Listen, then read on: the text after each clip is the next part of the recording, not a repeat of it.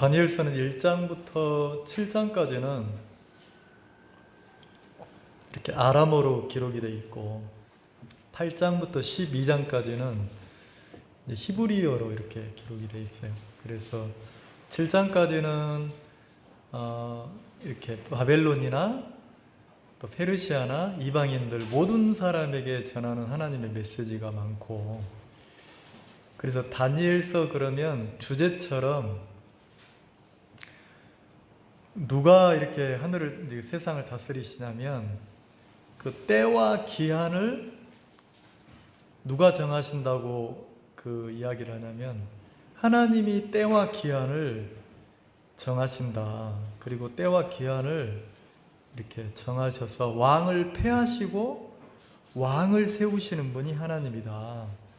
그 다니엘서 2장에 이제 그렇게 얘기하고, 그리고 또 4장 17절에 보면 같은 내용인데 그 지극히 높으신 자가 인간 나라를 다스리신다. 이걸 이제 다니엘을 통해서 누구에게 증거를 하냐면 그 바벨론 제국의 왕에게 또 사람들에게 그 얘기를 하는 거예요.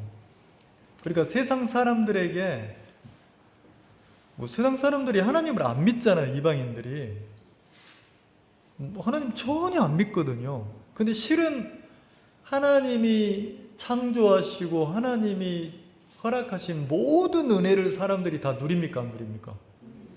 누리고 살지만 하나님을 안 믿기 때문에 하나님께 영광을 돌리거나 찬양을 하거나 감사를 돌리거나 이러지는 않아요. 전부 다 이제 하나님이 주신 걸 누리면서 자기 영광으로 나타내죠. 그래서 느부갓네살 왕 같은 경우도 내가 내 권세와 내 능력으로 내가 이 제국을 건설했다. 그래서 모든 사람들이 내 덕에 산다.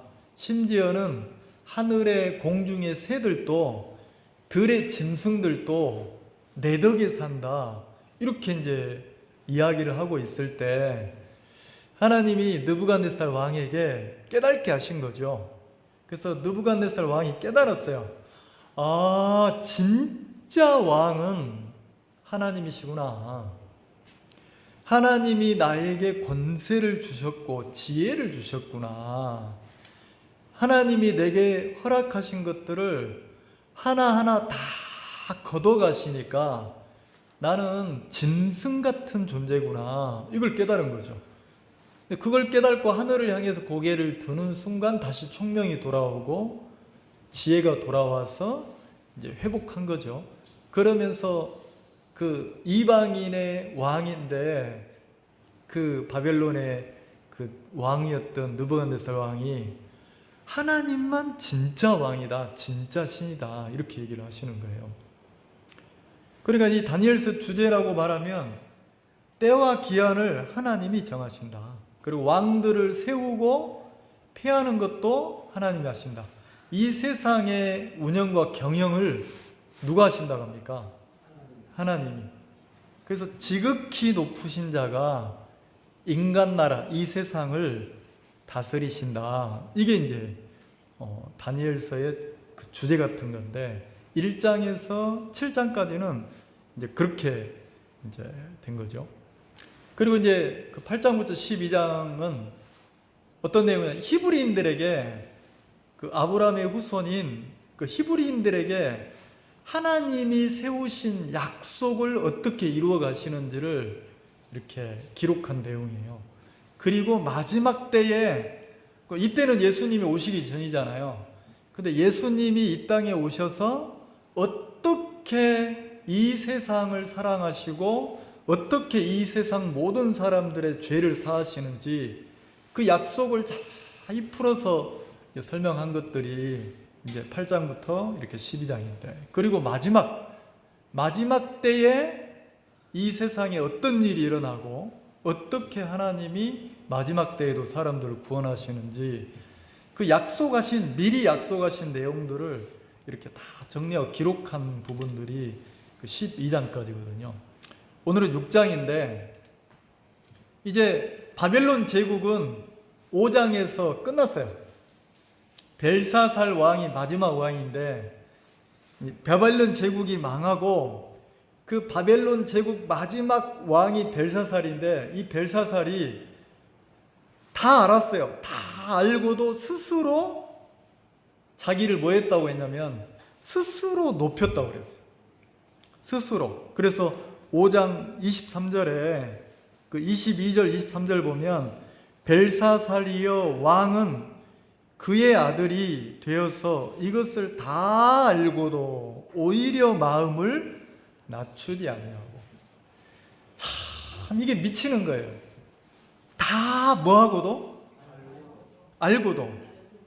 그럼 다 알고 나면 내 마음도 툭 떨어져야 되잖아요. 근데 머리에서는 다 아는데 마음이 내려갑니까? 안 내려갑니까? 안 내려가는 거죠. 그래서 머리에서는 다 아는데 23절에 도리어 스스로 높여서 그랬어요. 지금은 마음을 낮출 때인데, 지금은 자기 마음을 툭 떨어뜨리고 낮추고 하나님 앞에 은혜를 구해야 될 때인데 그렇게 안 하고 벨사살 왕이 도리어 스스로 뭐 했다고요? 높였어요. 그래서 그 바벨론 제국의 각 지방을 다스렸던 사람들을 전부 다 불러가지고 뭐합니까? 술을 마시고 잔치를 베풀고, 그리고 자기 왕후들을 불러가지고 함께 잔치를 베풀고, 야 염려하지 마, 아무렇지도 않아. 하나님은 지금 곧 벨사살 왕에게 하나님은 일을 하실 건데 계속 하나님이 지켜보고 있는데 안 돌이키는 거죠. 그 스스로 높여가지고 절대로 무너지지 않는다. 그리고 명령을 내려서 그 예루살렘 성전에서 가지고 온 금잔 가지고 와라. 금잔. 하나님께 제사를 드릴 때 그 제물에 이렇게 포도주나 기름을 붓는 관제 드릴 때 드리는 그 잔을 가지고 오게 해서 그 잔으로 술을 마시는 거예요. 보이는 거죠. 사람 앞에 보이는 거란 말이에요. 뭘 보이는 거냐면 끄떡 없어. 괜찮아. 뭐? 망한다고? 아이고 그 하나님 다 의미 없는 거야. 그러면서 하나님을 멸시하고 무시했단 말이에요. 근데 그날 밤에 어떻게 됐습니까? 그 벽에 손가락이 나타나서 메네 메네 데겔 우바르신 그랬잖아요. 메네 메네는 이렇게 헤아리고 헤아린다는 뜻이에요. 하나님이 그냥 이렇게 벨사살을 이렇게 심판한 게 아니고 하나님은 계속 헤아리는 거죠. 그리고 데겔이니까 저울에 달아봤다는 거예요. 근데 하나님의 저울에 달아보니까 은혜와 긍휼을 베풀어야 되는 게 아니고 부족했어요. 부족해서 뭐에 심판을 내려야 심판의 대상자가 됐다는 거지. 이야기가 어떨지 모르겠는데 우리가 믿음 이야기를 하는 건 굉장히 쉬워요. 내가 입으로 신앙 이야기, 믿음 이야기를 하는 것은 굉장히 쉬워요. 근데 실제 내 마음이 그 간증하신 자매님 이야기처럼 그게 느껴지잖아요. 아들이 자랐더라는 거지. 그럼 때가 되면 아이들이 자라는 거지 이렇게 생각해. 그게 아니고 이제 그 아이가 조금 이렇게 특수하니까 엄마 마음에 얼마나 마음이 아픈 손가락에 많이 갔겠어요. 근데 그 아이가 자랐더라는 거예요. 자, 마음이 자라지 않고도 말은 할 수 있어요. 근데 마음이 자라면 그 말 속에 뭐가 들어있습니까? 똑같은 말인데 그 말 속에 뭐가 들어있어요? 삶이 녹아져 있는 거예요. 삶이 녹아져 있다는 거죠. 그래서 내가 믿음의 말을 하는 건 쉬운데 제가 깜짝 놀란 게, 야, 이분이 막 교회에 와서 막 간증하고 막 이렇게 믿음을 이야기하고 막 이랬단 말이에요.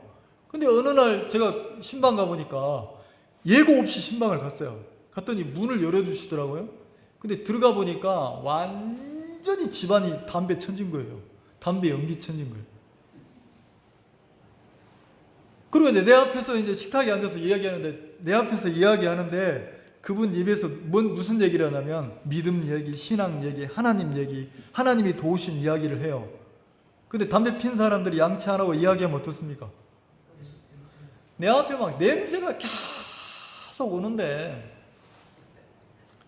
막 초신자라면 이해해요. 초신자라면 이해하는데 복음 듣고 구원받아서 신앙한 하나님의 자녀가 된 지 오래됐다는 분이에요.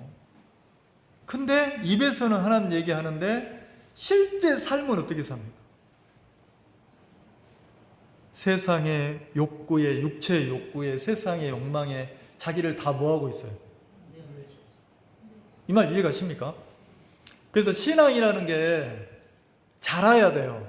자라는데 뭐가 자라는 겁니까?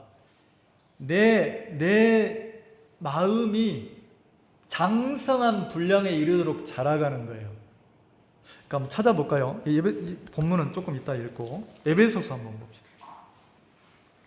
에베소서 3장, 갈라디아서 그 다음에 에베소서입니다. 신약성경 신약 313페이지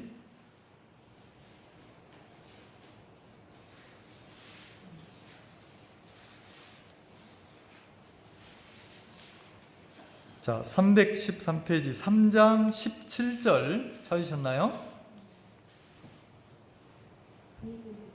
믿음으로 말미암아 그리스도께서 너희 마음에 계시게 하옵시고 너희가 사랑 가운데서 뿌리가 박히고 터가 굳어져서.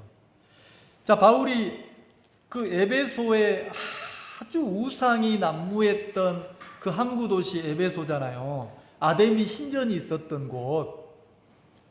근데 거기에 복음을 듣고 구원받은 성도들에게 편지를 보내서 양육할 때에 뭐라고 하냐면 그리스도께서 너희 마음에 계시게 하라는 거죠. 자, 구원받으면 주님이 계신 거 아니에요? 근데 바울은 뭐라고 합니까?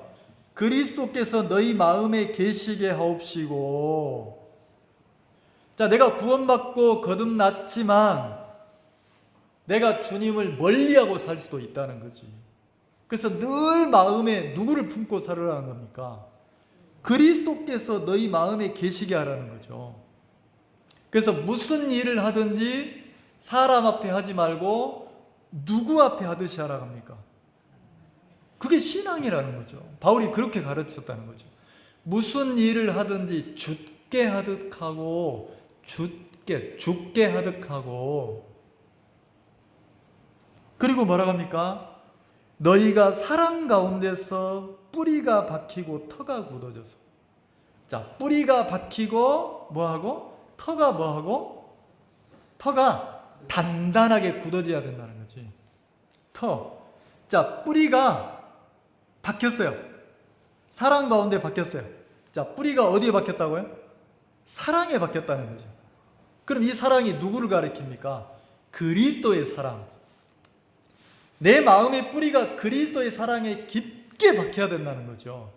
그리고 터가, 그리스도가 터가 돼서 터가 단단하게, 집안이 단단하게. 그러면 예수님이 원래 반석이신데 단단하죠. 근데 영적으로 내가 믿음이 어리면 내가 금방 형편이나 내 생각이나 내 마음에 획가닥 바람이 불면 뿌리를 안 내리면 흔들리듯이 그런다는 거예요. 자, 그럼 그리스도의 사랑의 뿌리를 깊게 내리라는 것은, 자, 내 마음의 뿌리가 깊게 예수님의 사랑으로 내리려면 내가 선하고 내가 옳고 내가 잘하고 내가 뭔가 기대할 만한 게 있으면 예수님에게 뿌리가 내려갑니까? 안 내려갑니까? 안 내려가는 거예요. 그러면 누가 그리스도의 사랑에 깊게 뿌리를 내립니까? 간음증이 잡힌 여자가, 38년 된 병자가, 내가 진짜 아닌 자가, 내가 능력이 없는 자가 주의 긍휼의 은혜의 뿌리를 내린다는 거죠. 근데 내가 신앙을 배우면서 교회를 나오고 이러다 보면 찬송도 필 수 있고 말씀도 찾을 수 있고 읽으니까 말을 할 수 있어요. 근데 마음의 뿌리는 주님의 사랑이 깊게 안 받고 내 마음으로 딱 자리를 잡으니까 삶을 살 때 그리스도의 마음으로 삽니까? 내 마음으로 삽니까? 그래서 세상의 유혹이, 육체의 유혹이 나를 끌어가면 거기로 끌려가 버린다는 거죠. 그 말은 계속 믿음 얘기를 하는데 실제 삶은 막 그 담배를 못 이겨서 막 육체의 욕구를 못 이겨서 막 이렇게 사는 사람도 많다. 오늘 오해하지 마세요. 담배 피는 사람 큰일 나는 이게 아니고, 그러나 바뀌어야 돼요. 기도를 해서. 자, 내 육은 죽을 때까지 바뀝니까? 안 바뀝니까? 이 육이 바뀌길 기대하지 마세요. 안 바뀌어요. 다만 성령의 욕구가 나를 끌어갈 때 육의 소욕이 어떻게 합니까? 절제가 되는 거예요.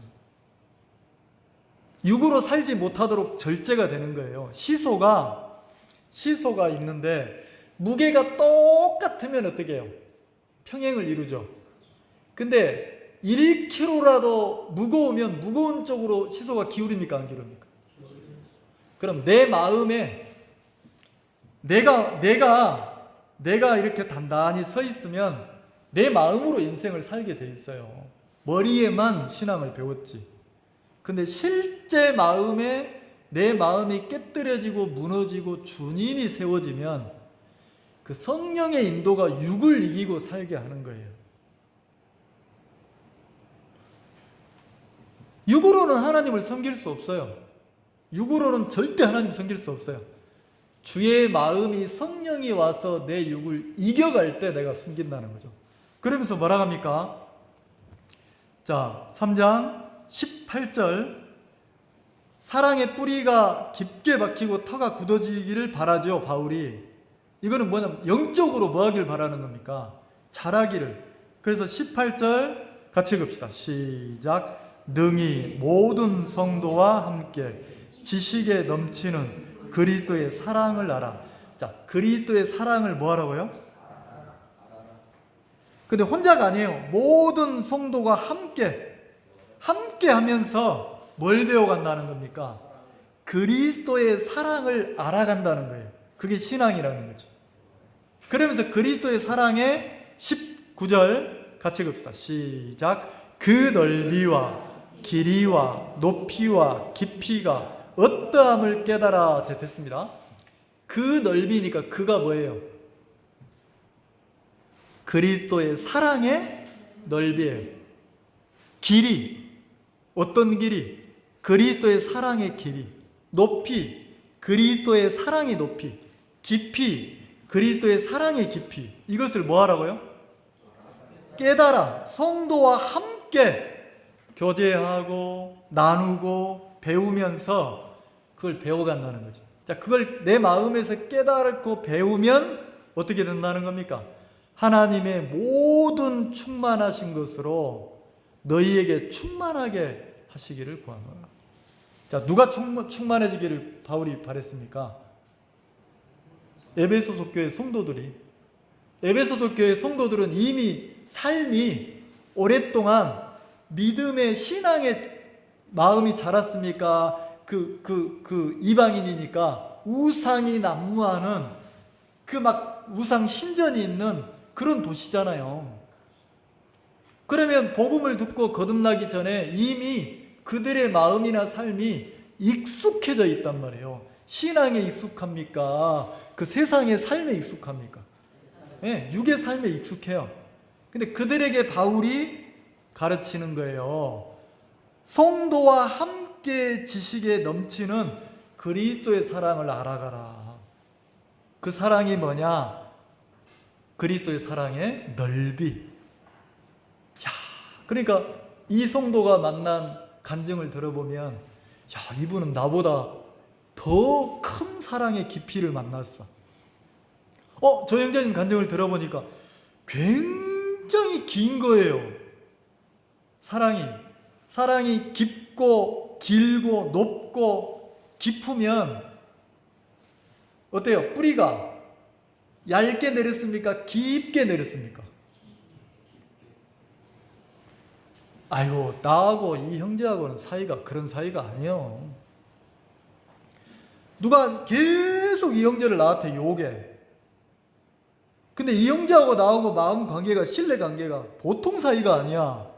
그럼 아무리 욕을 해도 그 욕이 나한테 들어오겠어요, 안 들어오겠어요? 안 들어오죠? 왜? 욕하는 사람은 이 형제를 깊게 알아요, 얇게 알아요?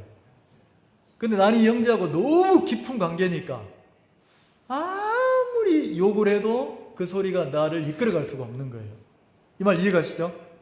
자, 그럼 그리스도의 사랑에 내가 뿌리를 깊게 내리면 내릴수록 어떻게 합니까? 내가 어떻게 된다고 되어 있어요, 바울이? 하나님의 모든 충만하신 것으로 너희에게 뭐 하기를? 자, 그럼 성도의 삶은 내 마음이 세상 것으로, 육의 것으로, 사람의 것으로 뭔가 채워져서 사는 게 아니고 하나님의 것으로 내 속에 가득 채워져서 그리스도의 사랑으로 충만해지는 삶이라는 거죠. 이 말 이해가시죠? 그리고 한 장 넘겨보면 4장에는 바울이 뭐라 하겠습니까? 4장 13절에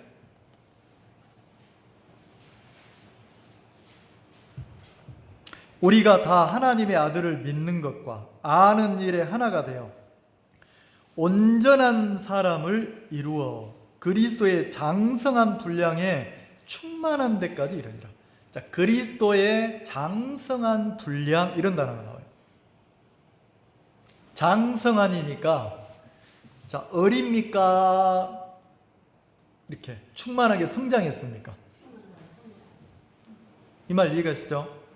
자, 그러면 우리가 신앙이라는 것이 막 비교하고 사람 앞에 사는 게 아니고 막 아들 마음이 자라니까 자란 만큼 생각도 깊어지고, 생각이 깊으니까 입으로 나오는 말도 깊어지고, 그런 것처럼 우리가 그리스도의 사랑에 자라가는 게 신앙이라는 거죠. 자, 그리고 다니엘서 6장을 한번 봅시다.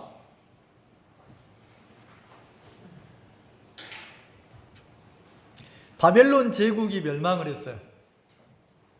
벨사살이 마음을 돌이키지 않아서 하나님이 그를 하나님의 저울에 달아보니까 이건 안 되겠는 거예요.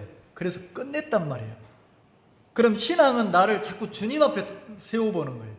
주님 앞에 나를 세워보면, 하나님의 저울에 나를 세워보면 내게 은혜가 올지 아니면 하나님이 내 마음을 낮추실지 돌아본다는 거죠. 그리고 6장에 들어와서 이제 그 벨사살을 누가, 메대와 바사니까 페르시아 제국이잖아요. 메대의 왕이 누구냐면 다리오예요. 바사의 왕은 누굽니까? 고레스예요. 근데 이 고레스 왕의 장인이 다리오예요. 장인과 사이가 같이 협작해가지고 뭐 했냐면 바벨론을 쳤단 말이에요. 그리고 바벨론 제국을 무너뜨렸어요. 그리고 장인이 먼저 왕을 하는 거예요. 그리고 이제 그 벨사살이 나중에 여기 보면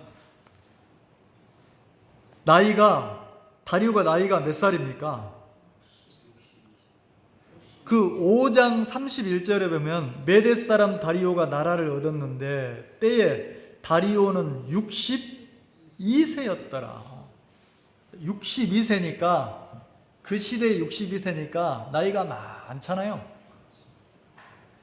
불과 우리도 막 한 50년 몇십 년, 40년, 50년 전만 해도 회갑참치 크게 안 했습니까? 평균 수명이 짧으니까. 그러면 62세니까 완전 할아버지인데, 근데 장인이 먼저 왕이 됐어요. 그리고 6장 1절에 다리오가 자기의 심원대로, 그랬으니까 심원, 마음이잖아요. 마음의 원대로, 자기 마음의 원대로 방백 120명을 세워 전국을 그러니까 이제 페르시아 제국이 이렇게 바벨론을 다 빼앗았는데, 초기 때 바벨론 제국이 다스리는 나라를 다 빼앗았단 말이에요.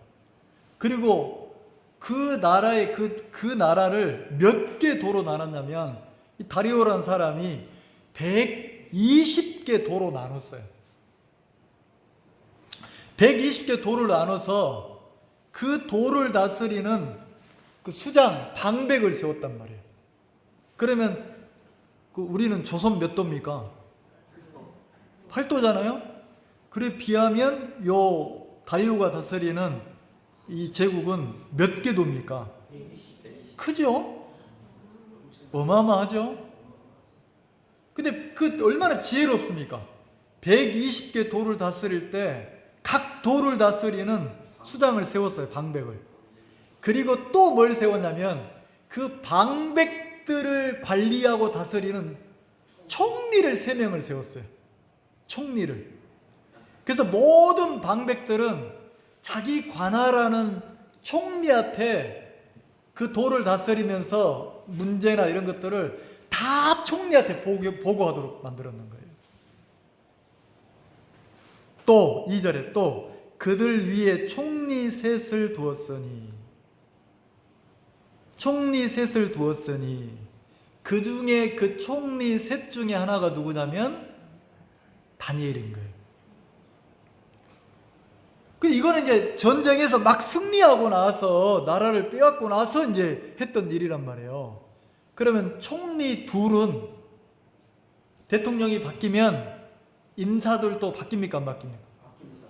누구 사람으로 자꾸 세웁니까? 왜요? 자기가 일하기에 뭐 하려고? 자기하고 마음과 뜻이 같아야 되잖아요. 다르면 계속 거스릴 거니까. 그럼 이 다리오 왕도 120명의 방백을 세울 때 누구 사람을 세웠겠어요? 자기가 원하는 사람을 세웠을 거 아니에요. 심원대로니까. 자기 마음에 원하는 대로니까. 그 총리를 세울 때 또 누구를 세웠겠어요? 이 방백들을 잘 관리하고 잘 다스릴 수 있는 자기 사람을 세웠을 거 아닙니까? 그죠? 근데 그 중에 누가 들어있어요? 다니엘이. 근데 이 다니엘은 자기 사람입니까? 원래 바벨론 제국에 있던 관리입니까? 이 말 이해가세요? 이렇게 보고 이제 6장을 읽으면 이해가 가요. 총리 셋을 세웠는데 왕이 잠깐 이렇게 지켜보니까 이야, 이거 총리 중에 다니엘이라는 사람이 원래 알던 사람도 아니야. 이제 이 사람은 자기 수하에 있던 사람도 아니야. 근데 워낙 뛰어나다고 해서 이 사람을 세웠는데 보니까 너무 특출한 거예요. 그래서 이 왕의 마음에 무슨 생각이 들었냐면, 이야, 그러면 수장으로 세워야 되겠다. 수장으로. 총리 중에 왕으로 세워야 되겠다. 전 나라를, 총리 중에 대표 3명 중에 수장이면 전 나라를 다스리는 거잖아요. 전 나라를 다스리고 관리하도록 세워야 되겠다. 이 생각을 했어요. 그리고 그 계획을 세웠어요. 다리오 왕이. 그러니까 왕이 되게 지혜롭죠. 그랬는데, 자, 3절 보세요. 다니엘은 마음이 민첩하여, 요 민첩하다는 뜻이 아주 탁월한 영이 그 속에 충만하여, 이런 뜻이란 말이에요. 이게 왕이 보니까 저 사람 속에 보통 사람하고 달라 아주 탁월한 영이라는 거지. 다신을 섬기는 제국들이니까. 왜 다신을 섬깁니까? 120개 나라 정도 관리하면 각 나라마다 섬기는 문화나 신이 같습니까? 다릅니까? 그 사람들을 이렇게 달래고 관리하려면 인정해 주는 거예요. 그래. 아데미 신전 좋아. 바벨 좋아. 이런다는 거지. 근데 이상하죠? 다니엘이라는 사람을 왕이 지켜보니까 마음이 어떤 아주 충만한 영에 마음이 충만하니 가득 차 있는 거예요. 탁월한 영이 그 속에 아주 막 충만하게 있는 거예요. 마음이. 그러니까 한눈에 보이는 거죠. 총리들과 방백들 위에 뛰어남으로 자기 관리들 중에, 자기가 세운 사람들 중에 가장 뛰어나더라는 거죠. 자, 이야기를 나눠보면 알 수 있습니까? 없습니까? 그리고 일을 하나 맡겨보면 그 사람이 파악이 돼야 안 돼요? 아이고 요놈 봐라. 요때는 이렇게 표현해야 돼요. 조동아리로 말은 참 잘하는데 일 맡겨보니까 뭐해? 어린 애기 같은 거야. 그러면 아직 어리구나 이렇게 말하잖아요. 근데 일을 딱 맡겨보니까 마음도 겸손한데 일도 아주 분명하게 처리를 하는 거예요. 내가 세웠으니까 누구에게 이득이 되도록 일을 해야 됩니까? 왕에게 덕이 되도록 일을 해야 되잖아요. 그래서 보면 마음이 민첩하여 총리들과 방백들 위에 뛰어남으로 왕이 그를 세워 전국을 다스리게 하고자 한지라. 다스리게 하고자 했다는 거죠. 근데 4절부터가 문제예요. 4절부터가 이제 사건의 발단인데, 이에 왕이 다니엘을 세워서 국무총리로 세워서 일을 하려고 하니까 누가 난립니까? 다른 총리들이, 방백들이 전부 메대와 바사 사람들을 많이 세웠을 거 아니에요. 근데 그 사람들이 난리가 난 거예요. 왜? 억울합니까? 안 억울합니까? 자기들은 목숨 걸고 지금까지 왕 곁에서 같이 했고, 그리고 막 전쟁하면서 목숨 걸고 싸웠고, 그래서 승리해서 나라를 얻었는데, 다니엘이 뭐라고, 저놈이 뭐라고, 왕이 누구를 신임합니까? 다니엘을 신임하는 거예요. 그러니까 너무 막 질투가 나는 거죠. 그 4절에 이에 총리들과 방백들이 국사에 대하여 다니엘을 고소할 틈을 얻고자 하니, 이게 표현이 그렇게 돼 있지만 고소 속에 뭐가 들었습니까? 질투, 시기. 그 시기가 막 이간, 비방으로 가겠죠. 틈을 얻고자 했어요. 고소할 틈. 보통 저 정도 나이가 되고 저 정도 관리가 되면, 총리 관직쯤 되면 털면 먼지가 나와야 됩니까? 안 나와야 됩니까? 털에서 먼지 안 나는 사람 없다고 했으니까 털면 먼지가 조금 나와야 돼요? 많이 나와야 돼요? 탈탈 털려야 되거든. 근데 틈을 엿보고다 계속 뒷조사를 하는데 능히 아무 틈, 아무 허물을 얻지 못하였으니, 허물도 없더라는 거지. 틈도 없고.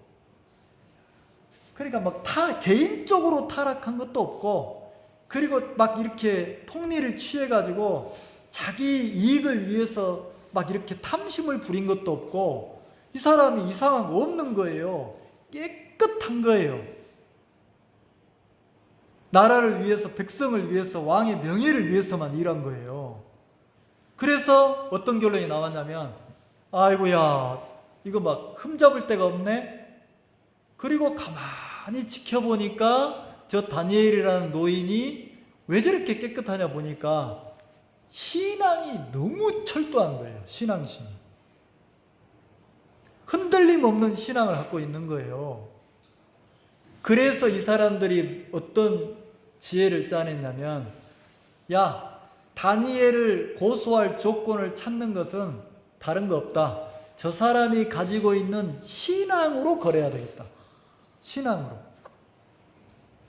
그래서 어떤 왕에게 찾아간 거예요. 6절, 이에 총리들과 방백들이 왕에게 나아가서 그에게 말하되, 다리오 왕이여 만세수를 하옵소서. 다리오 왕에게 나가가지고 7절 같이 봅시다. 시작. 나라의 모든 총리와 수령과 방백과 모사와 간원이 의논하고 왕에게 한 율법을 세우며 한 금령을 정하실 것을 구하려 하였는데, 자, 거짓말을 하는 거예요. 왕에게. 어떤 거짓말을 합니까? 자, 나라의 모든 총리들과 의논을 했는데, 모든 방백들과 의논을 했는데, 모든 모사와 간원들과 의논을 했는데 결론이 하나 나왔습니다. 의견이. 어떤 의견이? 왕이여, 도의, 각 나라의 각 도의 그 문화가 다르고 그 종교가 다르고 다 다른데, 그러다 보니까 이게 관리하기가, 왕을 따르고 왕을 존경하는 그 마음이 좀 약한데, 이제 나라를 막 얻었으니까 왕을 좀 신임하고 높일 수 있도록 권위를 좀 높입시다. 그래서 다른 거 말고 딱 기한을 정해서 한 달만, 딱 한 달만 금령을 내려서, 금령이 뭐예요? 금지된 명령이에요. 하지 말라는 거죠. 명령을, 왕명으로 금령을 내려서 어떤 신에게도 어떤 사람에게도 묻거나 절하거나 종교의식을 하지 말라는 거죠. 딱 조건이 몇 달만? 한 달만. 한 달 동안은 이제 나라를 막 건국했으니, 만들었으니까, 얻었으니까 이 한 달 동안은 모든 문제를 누구 앞에 보고하라고 합니까? 누구에게 오라는 거예요? 다니엘 왕의, 누구야? 다리오 왕에게. 그러면 왕의 권위가 세워지고 높아진다는 거죠. 이걸 우리가 의논했습니다. 각 도를 다스리는 이 나라를 이끌어가는 우리 뭐라고 합니까? 공무원들이 다 모여가지고 의논했습니다. 결론이 났습니다. 한 달입니다. 딱 한 달 기한이. 30일 동안 그랬어요. 왕이 이제 할 일은 딱 허락, 이렇게 딱 도장만 찍어주면 됩니다. 제가만 딱 해주십시오. 그러면 바로 제가 내려주시면 각 도의 명령을 내려서 딱 한 달 동안은 왕에게 묻고 왕에게 구하도록 만들겠습니다. 자, 이게 들어보니까 다리오 왕이 너무 좋은 거예요. 나라를 잘 다스려야 되니까. 그리고 총리들과 방백들이, 그 나라의 어떤 지혜로운 모사꾼들이 다 모여서 나라를 위해서 의논했다 가니까 좋잖아요. 너무 좋은 거예요. 그래서 다리오 왕이 어떻게 했습니까? 보세요. 금령을 세웠어요. 자, 9절 다 만들어 놓은 게 사인을 한 거죠. 9절 같이 봅시다. 시작. 이에 다리오 왕이 조서에 의인을 찍어 금령을 내리니, 도장을 쿵 찍어줬단 말이에요. 허락해줬어요. 자, 이제는 한 달 동안은 다른 신에게 물으면 안 돼. 종교 의식을 하면 안 돼. 그리고 한 달 동안은 뭐 문제가 생기면 전부 누구 앞에 와야 됩니까? 다리오 왕에게 와야 되는 거예요. 만약에 이걸 어기면 이 한 달 30일 동안 요 금령, 요걸 딱 어기고 내가 섬기는 신에게 절하거나 예배를 드리거나 경배를 하거나 그러면 뭐 하기로 결정을 내렸어요? 사자 굴 속에 사자를 굶겨놓고 사자 굴 속에 던진다는 거예요. 그러니까 금령을 어기는 이꼬로 죽음이라. 자, 그럼 사람들이 이제 사람의 마음을 한번 생각해 봅시다. 120개 도니까 경상도하고 전라도하고 문화가 같습니까? 다릅니까? 말이 같아요? 달라요? 자, 충청도하고 강원도하고 말이 같아요? 달라요? 좋아하는 음식이 같아요? 달라요? 다르잖아요. 근데 30일 동안은 각 자기 지방에 무슨 행사나 종교의식이나 뭘 할 수 있어요? 없어요? 없는 거예요. 없는 거예요. 그럼 만약에 왕명 어기고 까짓거면 그냥 하지 뭐, 그러면 걸리는 즉시 뭐예요? 죽이는 거예요. 자, 그러면 이 문제를, 자, 다니엘이 보세요. 10절 다니엘이 같이 시작. 다니엘이 이 조서에 의인이 찍힌 것을 알고도 자기 집에 돌아가서는 그 방에 예루살렘으로 향하여 열린 창에서 전에 향하던 대로 하루 3번씩 무릎 꿇고 기도하며 그 하나님께 감사했더라. 나 이게 너무 놀라운 거예요. 다니엘이 알고도 전에 행하던 대로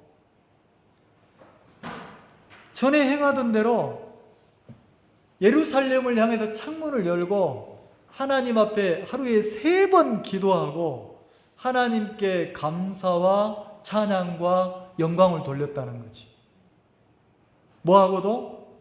알고도. 이렇게 하면 삽니까? 죽습니까? 이렇게 하면 득이 생깁니까? 실이 생깁니까? 자, 이렇게 하면 더 평화로워집니까? 막 고난이 찾아옵니까? 자, 그러면 고난 당할 것을 알고도, 손해볼 것을 알고도, 죽을 것을 알고도 다니엘이 하나님을 향해서 창문을 열고 하루에 3번씩 뭐 했다는 거예요? 기도했다는 거예요. 그리고 막 주를 찬양하고 영광을 돌렸다는 거예요. 알고도. 한 달인데, 30일인데 죽는 것보다 30일 좀 참았다가 하는 게 안 나아요? 기도하다가 걸려가지고 모든 걸 다 뺏기는 것보다, 손해보는 것보다 30일 좀 뒤로 미뤘다가 하는 게 안 나을까요? 죽는 것보다 사는 게 낫지 않을까요? 손해보는 것보다 잃어버리지 않는 게 낫지 않을까요? 그걸 알고도, 자, 여러분 같으면 어떻게 하실래요? 요 교회 나와서 예배 드리면 월급을 10%를 깎아버린대요. 회사에서. 딱 한 달만 참으래. 오지 마래. 10%만 깎인다고 해도 갈등 많이 생길걸요. 내가 마음을 정하고 하나님 앞에 신앙을 하면, 만약에 내가 외로워진다면, 아니면 내가 고통스러워진다면, 그러면 나는 조금 뭐 할 만합니까? 타협할 만하지 않아요? 근데 다니엘이 알고도 그랬어요. 그러니까 다니엘이 알고도니까 다니엘은 무슨 마음입니까? 내가 손해볼지언정 내가 하나님을 섬기는 일은 내가 멈추지 않겠다. 내가 죽을지언정 하나님과 사귐을 끊지는 않겠다. 내가 좀 어려워질지언정 모든 것을 잃어버린다 해도 내가 하나님을 잃어버리진 않겠다. 다니엘이 그 마음이었다는 거죠. 이 말 이해가세요? 그러면 다니엘이 왜 그렇게 했습니까? 왜 일도 갈등을 안 나는 거예요? 일도, 이런 표현인 거예요. 애들이 일도 없어 막 그러던데 하나도 갈등을 안 하는 거예요. 하나님을 섬기는 일에 대해서 타협이 있습니까? 없습니까? 갈등이 있어요? 없어요? 없는 거예요. 타협이 없는 거예요. 야, 내가 명예롭게 죽자.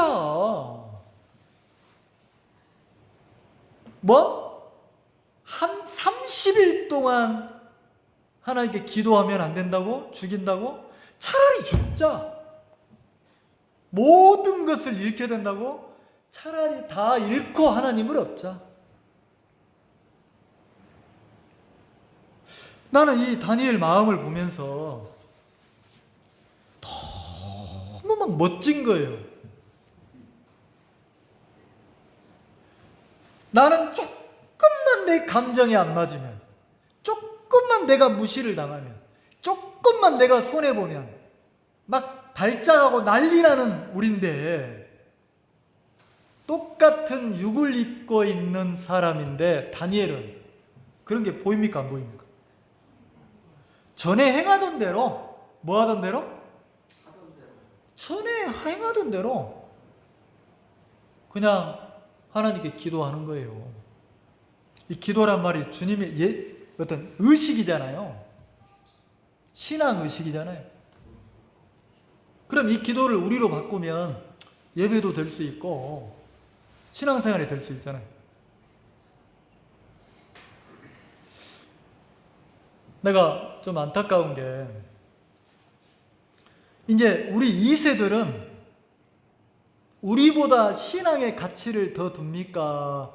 신앙의 가치를 안 두고 삽니까? 우리 2세들은 이제는 신앙의 가치를 두지 않는 거예요. 그냥 내 일이 먼저고 내 삶이 먼저고 시간이 남거나 여유가 되거나 형편이 되면 내가 교회도 오고 그렇지 않으면 형편이 안 되면 자 형편을 버립니까? 하나님을 버립니까? 하나님 버린다고 또 깜짝 놀리지 안 버렸다 하지. 근데 실제 보면 마음에서 지금 이 순간은 이번만큼은 하나님 좀 잠깐 뒤로 물러나 계세요 이런다는 거지. 다니엘이 너무 깨끗하고 너무 멋진 거예요. 근데 이게 그냥 만들어졌습니까? 아니라는 거죠. 1장에 보면 다니엘이 뭐 했어요? 뜻을 뭐 했어요? 정했죠.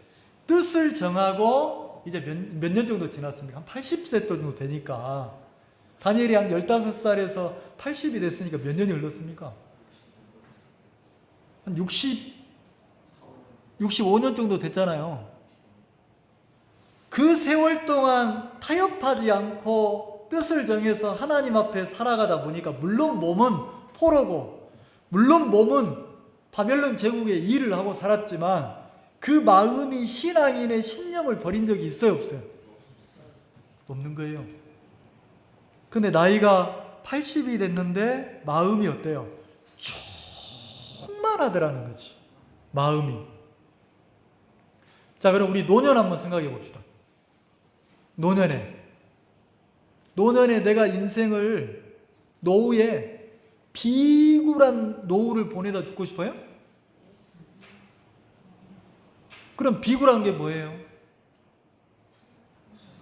신앙 떠나서 세상 사람들은 노후의 비참함이 뭐가 비참함입니까? 외롭고 돈 없고 외롭고 돈 없고 또 뭐 하다 그러더라? 고독하고 고독이나 외로움이나 똑같은데? 건강 잃어버리고 고독하고 그 다음에 재정적으로 없고 이러면 세상에서는 그 노인이 됐을 때 실버가 됐을 때 불행하다 하잖아요. 그럼 물론 우리도 이제 노인 되면 그런 것도 필요하겠지만 신앙인인 우리는 뭐가 좀 있어야 되겠습니까? 다니엘처럼 보면 마음이 좀 민첩하여 그런 것처럼 내 마음의 신앙이 자라가지고 충만해져 있으면 80이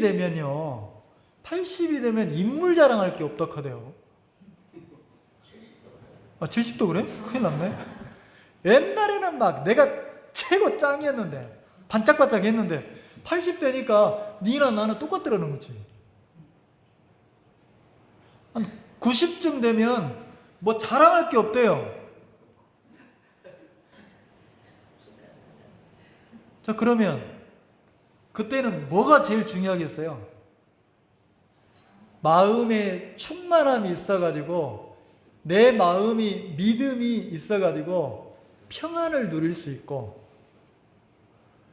막 그 하나님을 향한 기쁨과 감사가 넘쳐나고 이러면 그 노인이 그 실버가 가장 멋지지 않겠어요? 그러면 다니엘을 보면 소망이 되지 않아요. 다니엘은 80이 됐는데도 당당합니까? 안 당당합니까? 뭐 하나 손에 쥐는 거 있어요? 내가 뭐 손해 보면 안 되는데, 내가 잃어버리면 안 되는데, 내가 막 이렇게 하면 주변의 사람들이 잘한다 하겠어요? 아이고 저 노인네 고집세 또라이라 하겠어요. 좀 너무 심하게 말했나? 아이고 멍청하게 30일만 참으면 되는데 어이구 저 사자굴 속에 던져지네. 저 멍청한 노인. 손가락질 안 맞겠어요? 근데 사람들의 손가락질이나 무시나 사람들의 지탄을 두려워하지 않는 거예요. 다니엘이 너무 멋지다라는 거죠. 그래서 이렇게 하는데 누가요? 이제 사람들이 지켜보고 있는 거예요. 11절. 그 무리들이 모여서 다니엘이 자기 하나님 앞에 기도하며 간구하는 것을 뭐하고? 딱 지켜보고 있다가 딱 잡았단 말이에요. 그리고 왕을 찾아와서 왕한테 고발하는 거죠. 왕이여, 당신이 금령을 내리지 않았습니까? 의인을 탁 찍어서 금령 내리지 않았습니까? 30일 동안에 누구라도 자기 신을 섬기거나 절하거나 사람에게 묻거나 그러면 사자 굴 속에 던진다고 의인을 찍지 않았습니까? 근데 다니엘이라고 하는 어떻게 말합니까? 이렇게 말하죠. 자, 13절 같이 읽읍시다. 시작. 그들이 왕 앞에 대답하여 가로되 왕이여, 사로잡혀 온 유다 자손 중에 그 다니엘이 왕과 왕의 의인에 찍힌 금령을 돌아보지도 아니하고 하루 3번씩 왕에게 보고할 때 왕이 총리장을 세우려고 하는 그 다니엘 총리가 이렇게 말 안 하고 뭐라고 합니까? 사로잡혀온 포로 유다 자손 중에 이러잖아요. 그러니까 다니엘을 높입니까? 완전 포로 취급합니까? 지금 포로로 끌려온 지가 지금 65년이 지났는데, 그러니까 이거는 누가 무시하는 겁니까? 사람들이, 하나님의 영이 없는 육을 쫓는 사람들, 육을 가진 사람들이 막 질투하고 뭐 하는 겁니까? 이간하는 거잖아요. 상대를 낮추고 막 업신여기고 포로 아닙니까? 포로. 저 포로놈 왕명을 어겼습니다. 그래서 사자 굴 속에 던지라는 거지. 요때 깨달았어요. 왕이 요때. 아이고야, 내가 속았구나. 이놈들이 다니엘 죽이려고 나보고 의인을 찍게 했구나. 그래가지고 이 다니엘을 살리려고 계속 근심하고 고민을 하는 거예요. 14절에 보면 왕이 이 말을 듣고 그로 인하여 심히 근심하여 다니엘을 구원하려고 마음을 쓰며, 근심하고 마음 쓰고 힘을 다하여 언제까지? 해질 때까지. 근데 자기가 명령을 내렸으니까 바꿀 수가 없는 거예요. 바꿀 수가 없는 거예요. 그렇게 막 고민하다가 안 되니까 16절 이에 왕이 명령을 내려서 다니엘을 끌어다가 사자굴에 던지라 했어요. 그리고 뭐라고 합니까? 던지면서 왕이 다니엘에게 일러 가로되 너의 항상 섬기는 네 하나님이 너를 구원하시리. 다니엘아, 미안하다. 세상 방법으로는, 내 방법으로는 너 구원할 수 없다. 이제 남은 거라고는 딱 하나 소망이 있다면 항상 네가 섬겨왔던 네 하나님이 너를 지키시고 살리시면 좋겠다. 그리고 던졌어요. 던지고 나니까 어떻게 됐습니까? 천사가 사자 입을 딱 잡고 있는 거예요. 천사가 뭐 하도록? 얌전한 강아지처럼 조용하도록 사자 입을 딱 잡고 있는 거예요. 그리고 그날 밤에 왕이 잠을 못 잤어요. 그리고 금식했어요. 음식도 안 먹었어요. 그리고 왕이 어떻게 했습니까? 막 악기, 음악하고 노래 부르는 왕의 권위를 누리지도 않았어요. 그리고 뭐 하기만 바랍니까? 빨리 새벽이 돼서 날이 밝으면 다니엘한테 뛰어가 보고 싶은 거예요. 그 새벽이 돼서 어떻게 했습니까? 19절 18절에 그렇게 했다고 말하죠. 왕이 궁에 들어서는 밤이 맞도록 날이 새도록 금식하고 그 앞에 기약을 그치고 침수를 피하니라. 잠도 안 자고 날밤 샜다는 거죠. 그리고 뭐라고 합니까? 19절 이튿날에 왕이 새벽에 일어나 급히 사자굴로 가서 왕이 급히 사자굴에 가서 뭐라고 합니까? 20절 다니엘이 그 굴 속에 던져진 굴에 가까이 가가지고 슬피 소리질러 다니엘에게 물어가로되 죽었다고 생각하고 부탁은 했지만 신앙이 없으니까 죽었다고 생각하고 사시는 하나님의 종 다니엘아 너의 항상 섬기는 네 하나님이 사자에게서 너를 능히 구원하셨느냐 다니엘아 이러는 거예요. 갑자기 기절할 소리가 들리는 거예요. 뭐라고? 왕은 만세수를 하옵소서 이러는 거예요. 기가 막히잖아요. 자, 왕은 자기가 세운 법, 자기 왕명 지켰어요. 사자굴에 던졌어. 근데 살았어. 누가 살렸습니까? 하나님이. 이제는 왕은 법을 어긴 게 없어. 이제는 이렇게 죽을 고비에서 죽도록 놔뒀는데 살아나면 이 시대의 페르시아 제국의 문화가 독약을 먹였어. 사형을 한다고 죽였어. 근데 안 죽는 거야. 하루가 지나도록. 그러면 이거는 신이 살렸다고 믿는 거예요.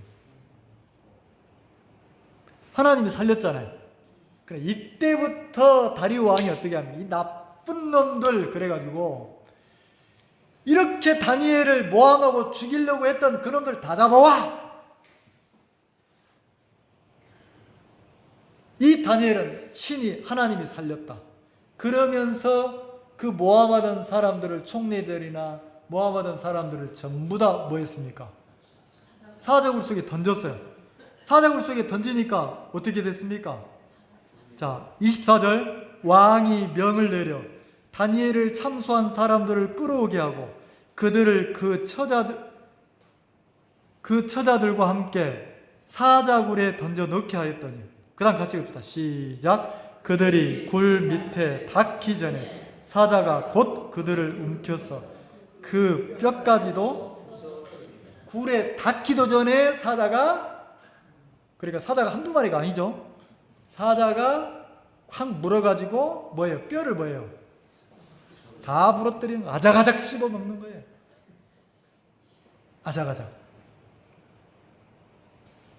그래 왕이 어떻게 합니까? 왕명을 내려가지고 진짜 이 다니엘이 섬기는 하나님이 진짜 하나님이다. 그리고 다니엘을 세워가지고 나라를 다스리잖아요. 자, 그러면 나중에 이제 9장에 저 시간이 짧아서 다 얘기를 9장에 보면 다니엘은 9장에 요때 다니엘이 기도하면서 어떤 하나님을 만났는지를 자세히 기록해놨어요. 9장을 나중에 읽어보세요.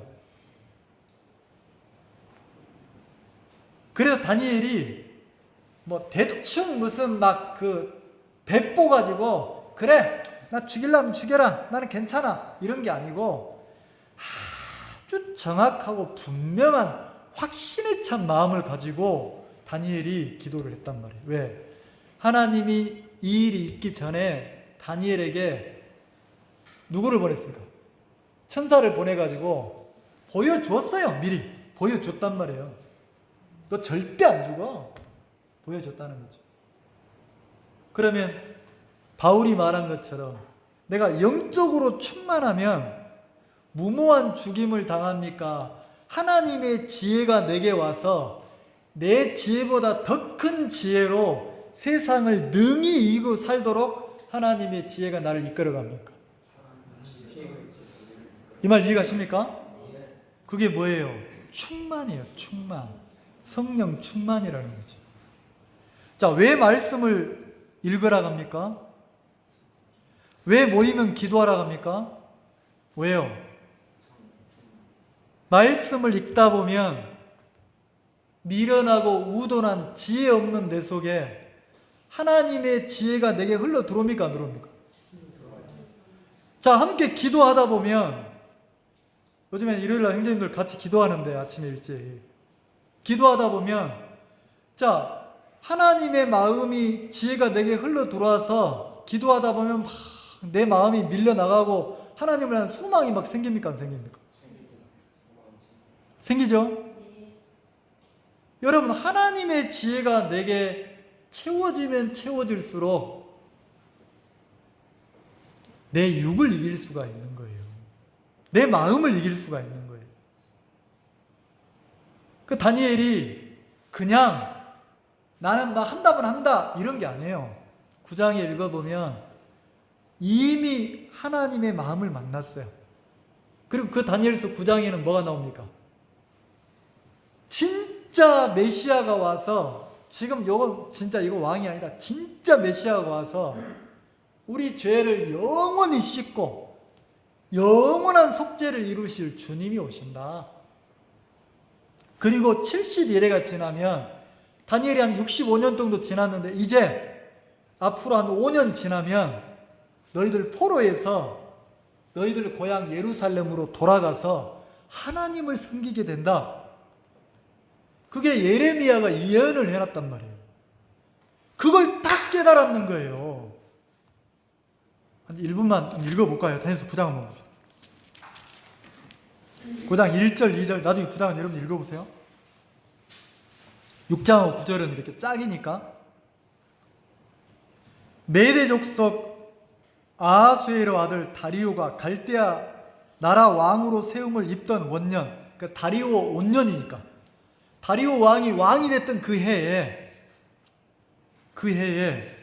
2절, 9장 2절, 다니엘 9장 2절, 곧 그 통치 원년에, 계속 원년이라 단어 나오죠. 나 다니엘이 책을 서적으로 말미암아 여호와의 말씀이 선지자 예레미야에게 임하여 고하신 그 연수를 깨달았나니, 다니엘이 깨달음이 왔단 말이에요. 뭐 하면서? 책을 읽으면서. 무슨 책을 읽었겠어요? 말씀을 읽었지.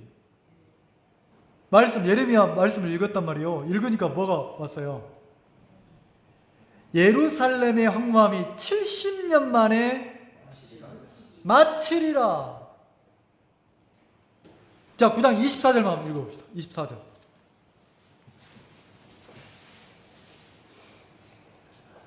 23절은 다니엘이 큰 하나님의 은총을 입은 사람이라 하고, 24절 같이 읽읍시다. 시작.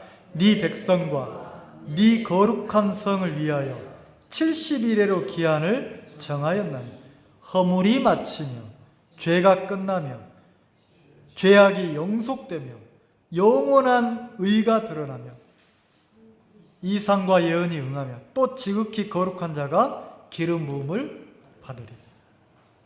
너희들이 이제 포로 생활에서 돌아가서 하나님을 섬기는 백성으로 예루살렘에서 주를 섬길 때 하나님의 아들이 그 땅에 태어나서 기름 부음을 받고, 그 기름 부음을 받은 하나님의 아들이 뭐 한다는 겁니까? 죄를 끝낸다는 거죠. 영원한 속죄를 이룬다는 거죠. 자, 이것을 예레미야 말씀을 통해서 다니엘이 깨달았어요, 안 깨달았어요? 언제 깨달았습니까? 다리오 원년에, 다리오가 왕으로 딱 등극했을 때.